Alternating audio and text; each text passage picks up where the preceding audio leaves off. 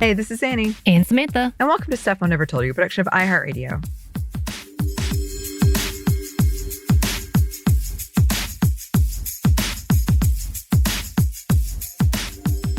And it's that time again, Olympics time. I felt like I was doing a cheer. And honestly, we can't wait to hear from our different contributors about what is happening. So I feel like this is a call out. Yo. Send us your information, send us your thoughts, send us your commentary, because we love it. But we decided that we wanted to go down a couple of different routes for this episode on what is happening as it has just started. I know few games, but there's a lot of things happening, constantly changing, wins and controversies and so much. But before we start with what's happening with the current 2024 Olympics, we wanted to talk a little bit about some of the historical things, specifically with the IOC or International Olympic Committee. So we wanted to start with, of course, the women of the IOC. We kind of talked about how they were so delayed and behind in allowing for women to be a part of the Olympics in general, just to compete, and how women had to do their own thing. And they were like, the IOC was super mad. You know, the French dude was like, no, women shouldn't be here. And now we're in Paris. Anyway, so we wanted to talk about the actual IOC in itself and how the leadership was very slow when it came to allowing the women to be a part of the organization itself. So not only were they slow about allowing women to be a part of it, and I think it took until 2012 for it to have an actual equal representation of women in the competitions. Not necessarily the competitors, but the competition and games itself. So here's question number one. When did the IOC allow women to be a part of the leadership? Again, I think we talked about this on our Feminist Around the World just recently, but the IOC was founded in 1894, and they govern the National Olympic Committees, which there's a total of 206, which kind of take care of their own country and who they bring into the competitions. So it wasn't until 1981 that the IOC finally allowed 2 women to become official members of the IOC. And they were former Olympians. I'm so sorry if I butchered these names. Y'all know when it comes to the international names and episodes, sometimes it's really hard for us to find that information. So if you know these names and we're saying it wrong, just let us know. But Perjo Hagman from Finland and Flor Isava Funesca from Venezuela. And Funesca was the first to serve on the executive board, which happened in 1990. Yes. And if you listen to our earlier episode of Feminist Around the World, which, by the way, this is coming out August 2nd, 2024. Things are changing very quickly. Very rapidly. You know, we already talked about the first woman to be appointed as the vice president, and she has accomplished quite a lot for so many. Here's a bit from Wikipedia about her. Quote, in 1992, de France began chairing the prototype of the IOC Commission on Women in Sport.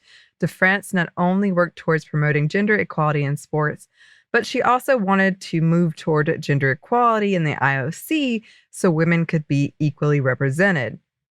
She believed that without equal representation in the IOC, that women's voices would not get an equal chance to be heard.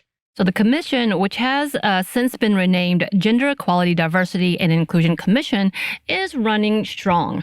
According to Olympics.com, here is how they define the role of the commission.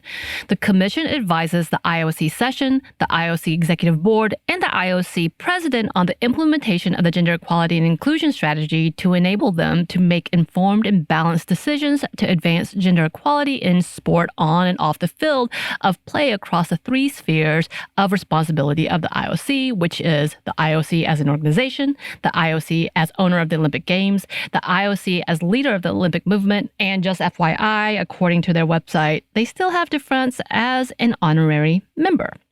Also, we're not talking about the money that is made within the IOC, but we know it's in the billions, just FYI.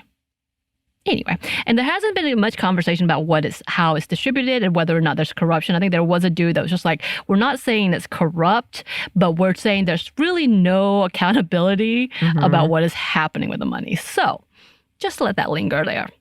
So with the help of Vice President de France and her new commission, the IOC created a new policy that required that women would make up 20% of the participants, which seems like a low amount. But they actually failed to do this in 2005, which was the goal date, and would not be met even in 2012. So 7 years later, still hadn't been met. Y'all, 2012.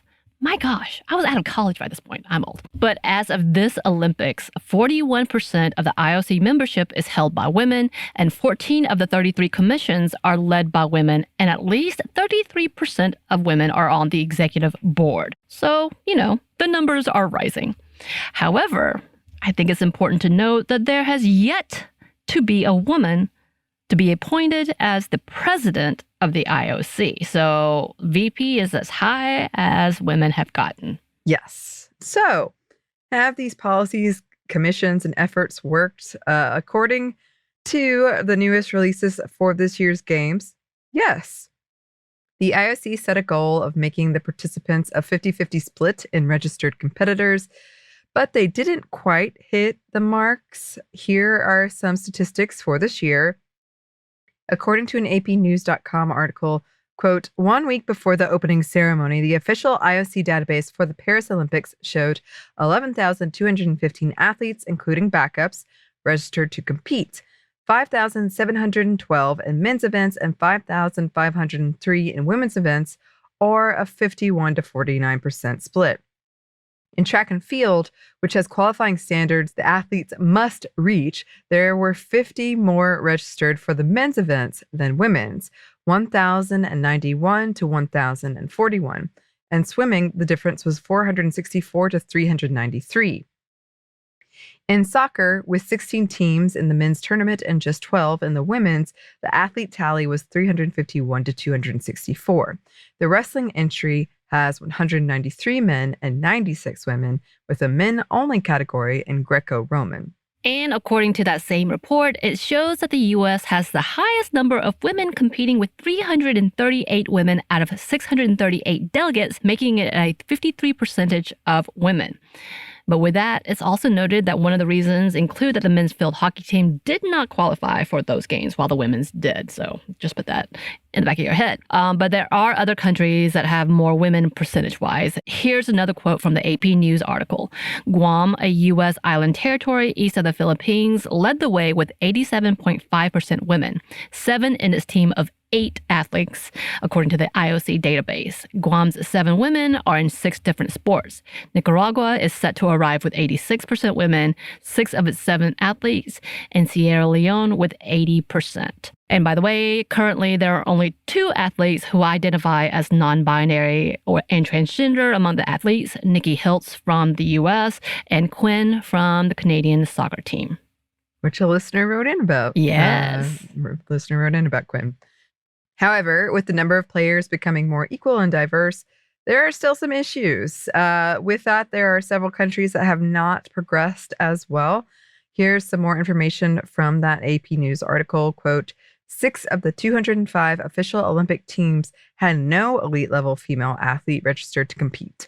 Belize, Guinea-Bissau, Iraq, Liechtenstein, Nauru, and Somalia. Qatar, which wants to host the 2036 Olympics, has just 1 woman in its 14-athlete team, or 7%. Half the Qatari team represents men's track and field.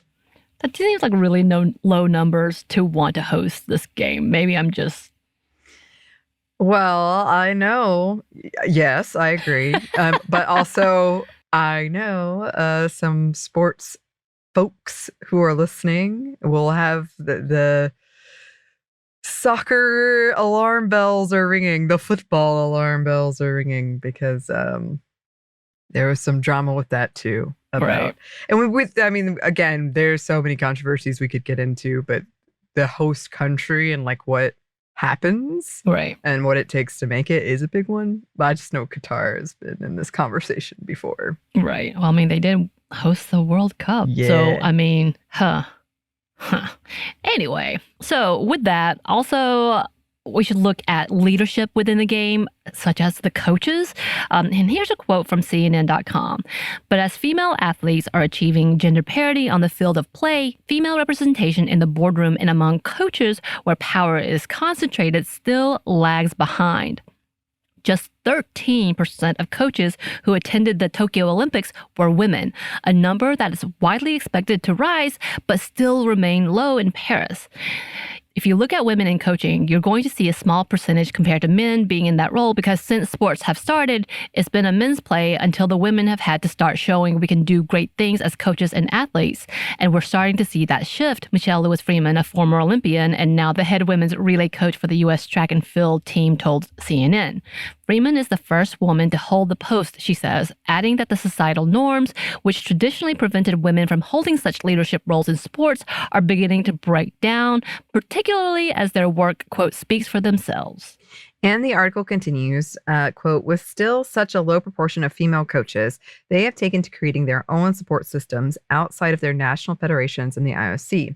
Vicky Hoyton, founder of the Female Coaching Network, has created a WhatsApp group for 52 of the world's best female coaches to support one another and share advice, as well as vent about a system that still discriminates against women. We've got women who have coached a current Olympic gold medalist that have still not been chosen as team staff for Paris, even though that athlete is going to be defending their gold medal, Hoyton told CNN. She explains that many national teams don't have a standardized way of selecting coaches for a major competition, instead relying on, quote, who the head coach wants, rather than considering the needs of female athletes. Right. But the IOC has commented on the fact the number of women in coaching is low. And here's something from Olympics.com. Although Paris 2024 will break new ground, a real gender gap still exists today in the athlete's entourage, where the number of women holding leadership roles, such as that of chef de mission, technical official, and coach, remains remarkably low. At Tokyo 2020, only 13% of coaches were women. The IOC is committed to addressing the challenge and to supporting Olympic movement stakeholders to find pathways for more women to reach the highest levels of coaching. Increasing the visibility of elite coaches who have broken those barriers and who are role models for more women to follow their lead is itself a goal. And they have even participated in the hashtag woman coach in order to tackle the challenges coming forward. That's like a big hashtag that I've seen under their Twitter. Okay. Well, along with that, they have also started the WISH program, and here's some information about that from Olympics.com. Quote, the program aims to open up more pathways for women to progress into high-performance coaching roles at national, continental, and international competitions, including major events such as the Olympic Games and the YOG, or Youth Olympic Games. Backed by USD $1 million in Olympic solidarity funding, WISH will benefit approximately 100 women over 4 years, helping participants develop their leadership skills, confidence, and careers, and giving them one-to-one leadership mentoring, plus ongoing support from a sport-specific mentor. I have to say, I have been watching the Olympics a lot since it started. I think it's a nice, like I put it on the background, which I feel terrible because these people like work their whole lives and I'm like, I have it on doing research on cheese or whatever, which is a true thing that happens. But I have had it on in the background a lot and I have noticed I've clocked not that many female coaches, especially for women. Right. And I've also picked up on usually there's 3 commentators, 2 are men, 1 is a woman, and they're supposed to have all been in the sport involved somehow. Usually they've won a medal. Mm-hmm. In the case of U.S. Olympic coverage, I've heard it's actually wildly different in other countries, so I would love to hear from other listeners outside of the U.S., but I have picked up on that. So it will be interesting to see how this progresses, especially, when the next games happen in LA. Actually, one of the stats that I did see is they are bringing more women commentators. I think they said around 40%. Now, I don't know if that's true or not because we don't hear, obviously, we hear very one-sided U.S. level of commentators. So it is interesting to see if they have brought more on. I mean, one dude got fired, so we'll talk about that in a second. Yeah. And the woman that was with him was like, oh God, essentially. But that's a whole different conversation that we're coming up to in a minute.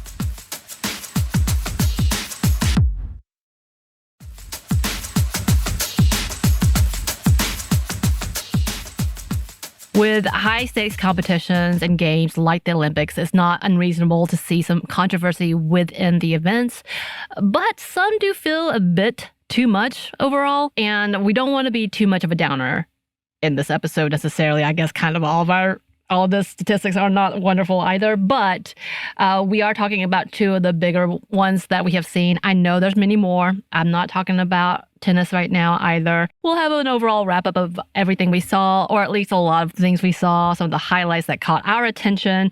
Again, yes, we are very US centric. So for our international listeners, please let us know what's going on, because we love those perspectives as well. We think it's beautiful. We want more of it.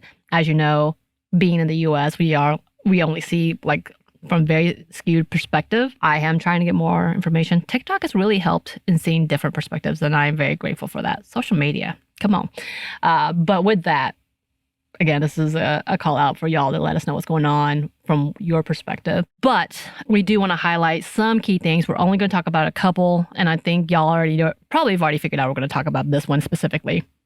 In women's boxing, Italian boxer Angela Carini pulled out within seconds of her fight with the Algerian boxer Iman Khalif, I think like 46 seconds.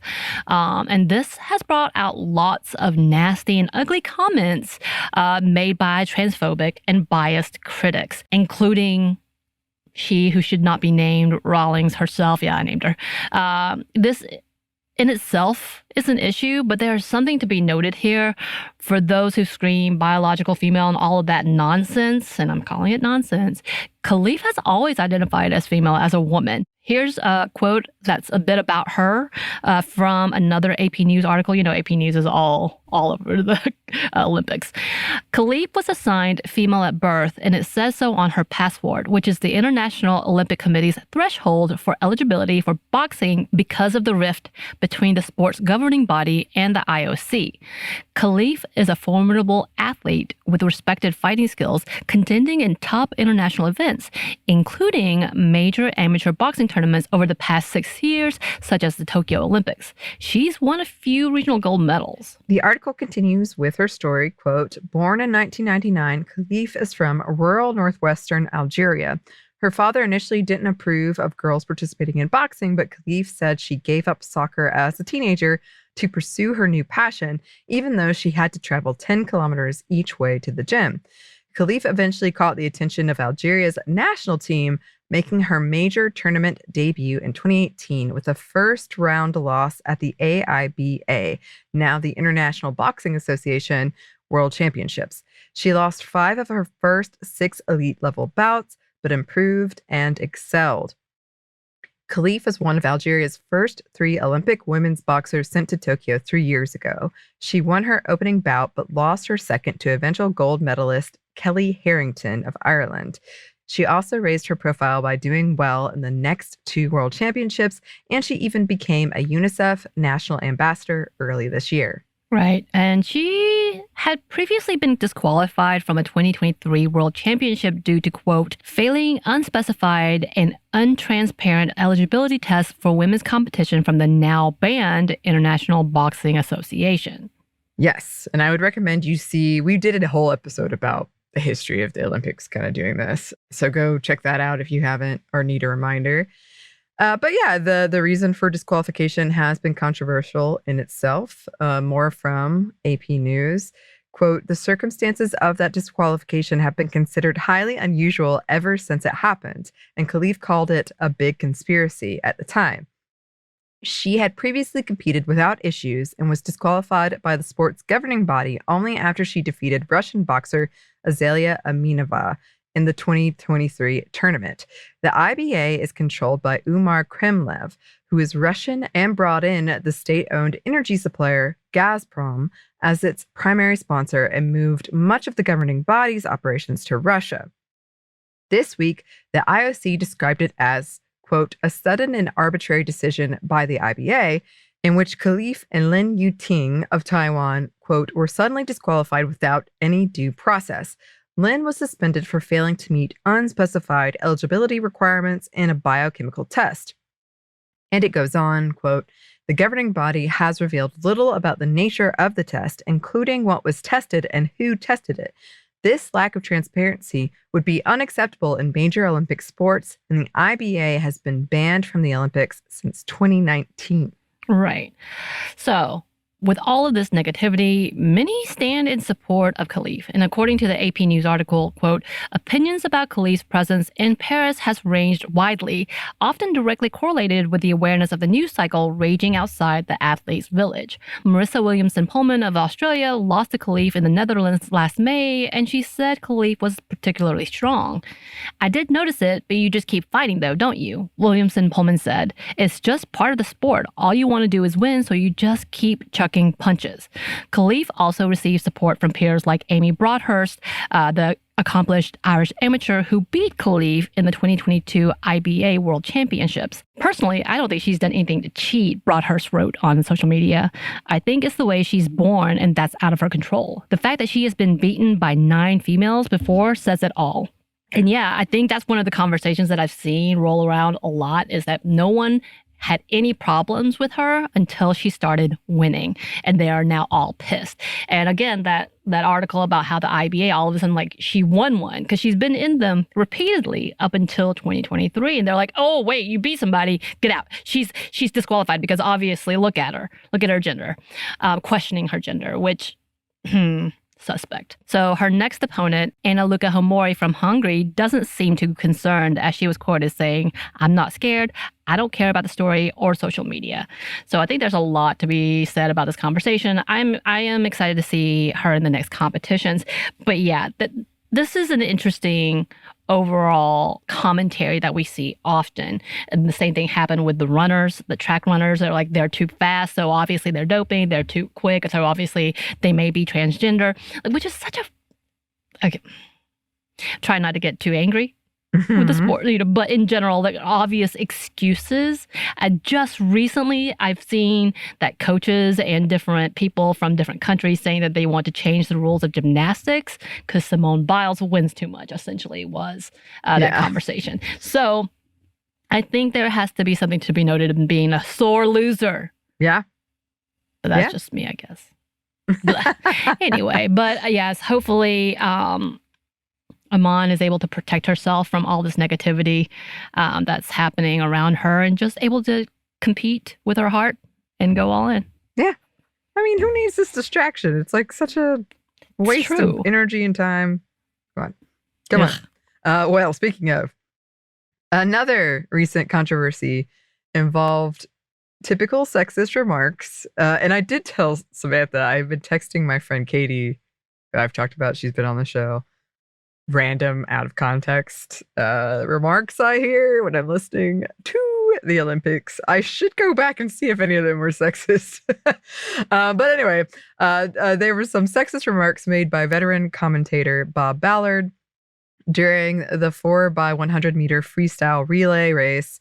Ballard had the audacity to say the Australian team was, quote, finishing up, adding, quote, you know what women are like, hanging around doing their makeup.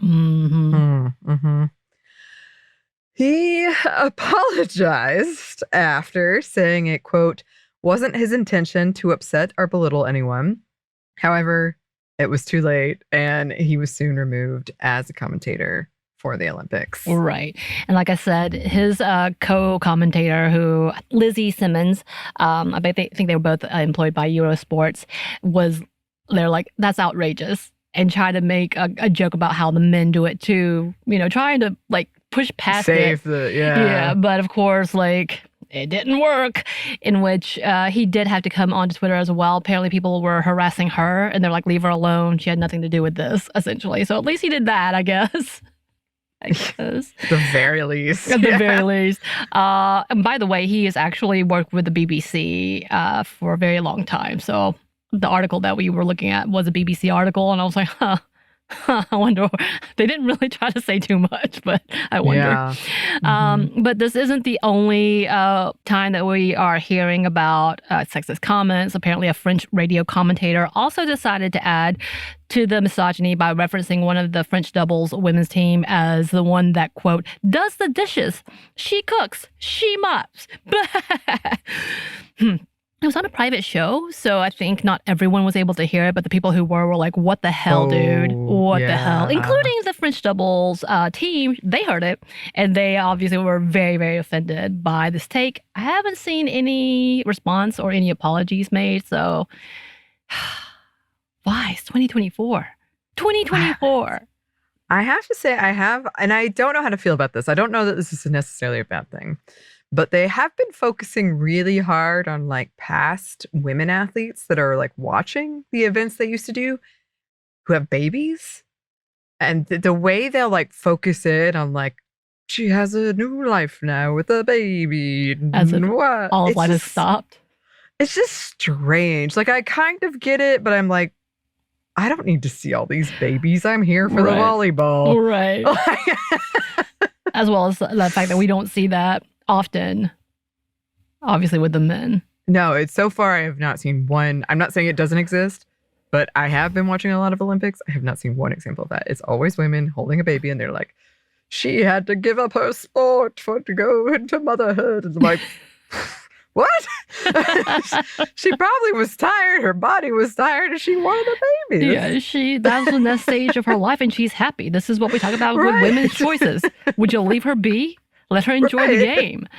But with that, it's also important that we talk about some of the good things that we see happening in the games. Again, we're going to do a wrap up at the end, talk about more of these events, probably the good and the bad once again. But, just for this episode, just a few of the highlights. Again, I have a feeling by the time you listen to this, either A, it's really dated, or B, you're like, why didn't you cover this? Because look, we were writing and getting things done and checking real time is hard. So just recently, the South Korean women's archery team won their 10th consecutive gold medal. The country has won the gold every year since the introduction of the women's team archery competition in 1988. And I saw a lot of jokes, which did make me laugh, about how, yes, if nothing else, South Koreans know how to use a bow and arrow. And I was like, damn it, I failed. I need to learn archery. I got a bow and arrow. Okay, let's meet up. Let's see how naturally talented I am. Apparently, it's in my blood. That's right. Lauren Scruggs is the first Black American woman to win individual fencing competition. She made U.S. history by winning silver in the women's individual foil fencing. Here's a bit from today.com, quote, Scruggs became the first Black American woman to win an individual medal in fencing as Team USA took the top 2 spots. Defending Olympic champion Lee Kiefer, 30, won her second gold medal by defeating Scruggs 15-6 in the final. Quote, it was shocking for me to be here in the first place. I don't even think I've had time to process that, Scruggs told the Team USA website. I'm just super grateful to be able to fence in front of such a big crowd and in such a beautiful space. It also marked the first time American women have finished 1-2 in the Olympics in individual foil fencing. Scruggs is hoping her performance might inspire other girls who look like her to give it a try.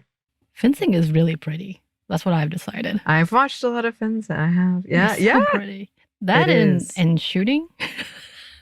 Shooting. We're not talking about the Korean women again, but like the standing that is happening with them is quite hysterical and fun to watch as a TikTok. Like the fan cams or the fan, all of that. Like, wow. Edits, the fan edits. Wow.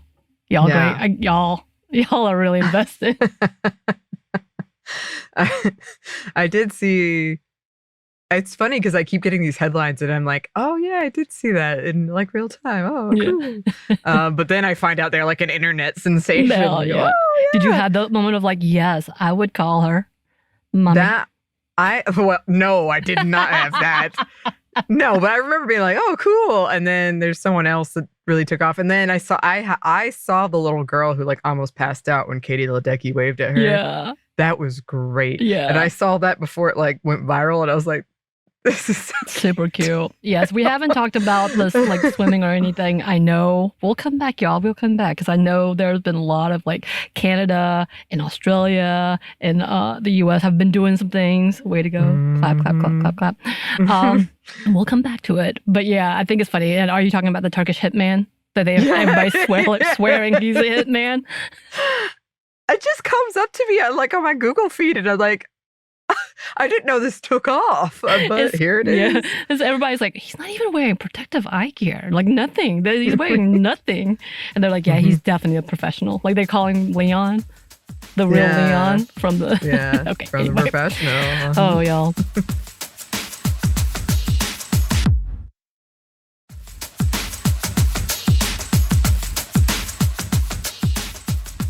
So then we have Krista Deguchi, who has won the first gold medal in judo for Canada.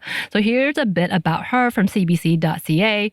The 28-year-old won Canada's first ever Olympic gold medal in judo with a win over South Korea's Hamimi in the under 57 kilogram category at Arena Champ de Mars on Monday. The gold adds to Deguchi's impressive resume that includes 4 World Championship medals, 2 gold, 1 silver, and 1 bronze.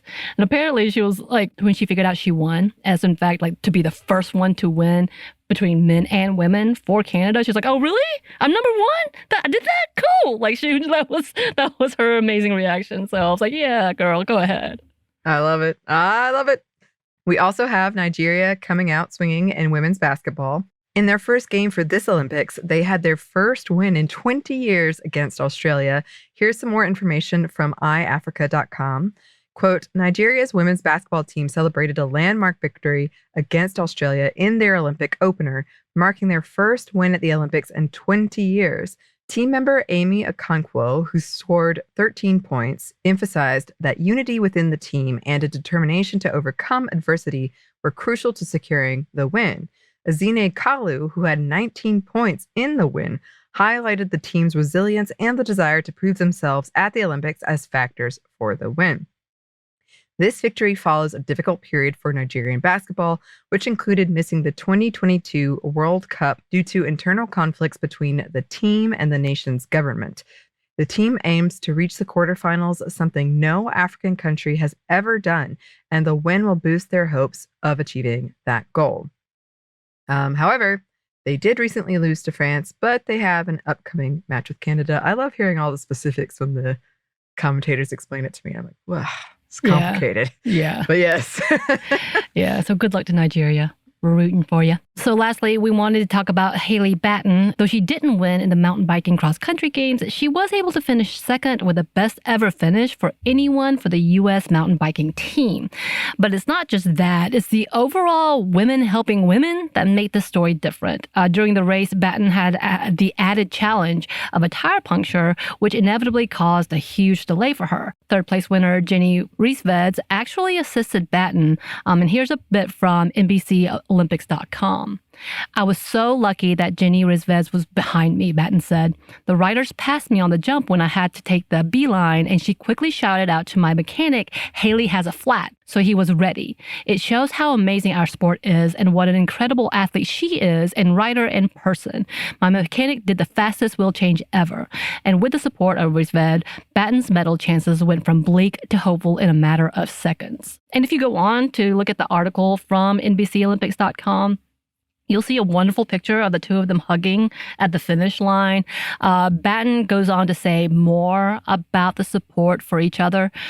I think that the most beautiful part of the sport is that you can be on that start line together. And I think, honestly, we want to make each other stronger, Batten said. You give your best fight, I'll give my best fight, and you know the stronger rider will win. I think it makes those battles so much more rewarding when we both put our heart into it and we did it the right way. And she went above and beyond to help me, and how tough it was to get a flat in that moment, especially at the Olympic Games, to make that a little bit easier was incredible. So we love these stories. I do know that Batten did get a fine, apparently like $500 and something because they went to the wrong place to change the tire. I guess there's regulations on where you can do this, but they didn't strip her of the medal. So she still went out with a silver. Of course, that conversation went to, had she not gotten that puncture, would she have won? Doop, doop, doop. But with that, it does show her endurance, being able to catch up and proceed to getting the silver. Again, I love stories like this where you see them actually being sportsmen, like, and not just getting all out about winning. So it was a beautiful story. We had to include that. Love more stories like this. Honestly, watching the gymnasts supporting each other, and I'm talking about from different countries. Like I've seen like China be like, no, I have to watch Simone Biles. I have to see what she's doing. I want to get like, and honestly on TikTok, there's so many things about the pins. Everybody exchanging their pins and trying to get all of them. This is the cutest thing I've seen in a long time. It reminds me of your love of the friendship bracelets and Taylor Swift. But I was like, oh, this is really, really, really adorable. And I love that all the athletes are really 110% in trying to collect these pins. Yeah. And I was talking to my friends about it because we were watching the Olympics together. And I'm never like, I want you to fail unless you're a complete douche that I know outside of the Olympics. But like generally, I want you to succeed. When I'm watching the gymnastics, I'm like, I know you've worked hard to be here. I want you to succeed. I'm not like hoping you're going to fall.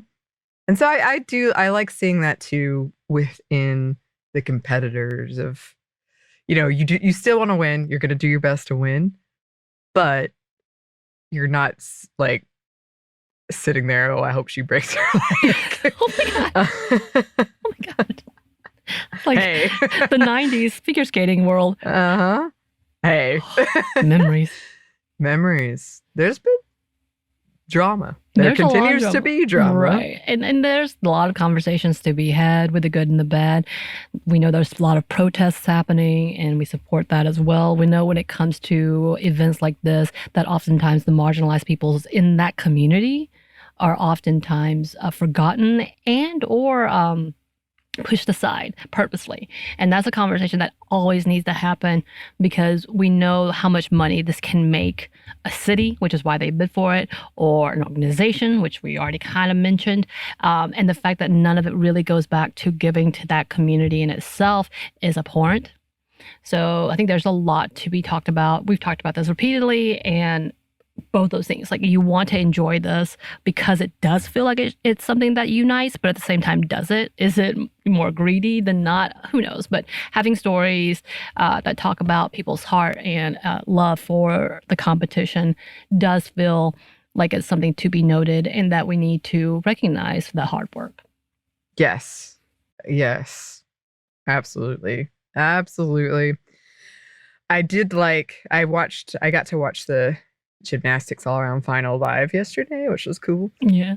And I did like how one of the commentators, who was a woman, she kept saying like, listen, this is so hard. Even if you're watching it and you're like, oh, she fell, this is like the hardest thing. Oh. I like how she kept reiterating, like, was it Laurie Hernandez, past Olympic competitor, who everybody is loving because she has been hired, who was a U.S. gymnast? Oh, yeah, she might have been her, because she knows, absolutely 110,000% knows the efforts that they are putting. I also love, right now there's a TikTok trend of like people who have dabbled in gymnastics or do competitions and putting up their like fails and being like, the reason I didn't qualify. Right. They've been really, and dives too. Oh, the dives look painful. I was like, the dives. Yes. That's also become a whole like fan fiction trope with the women synchronized diving teams. If you think I didn't know that, Cooking Bacon apparently as like their name in itself just brought out all the puns, but the Chinese synchronized swimmers, there's tails. There's tails, y'all. Well, there are tales, and there are more tales to be told. We'll definitely do a wrap up when the Olympics come to an end.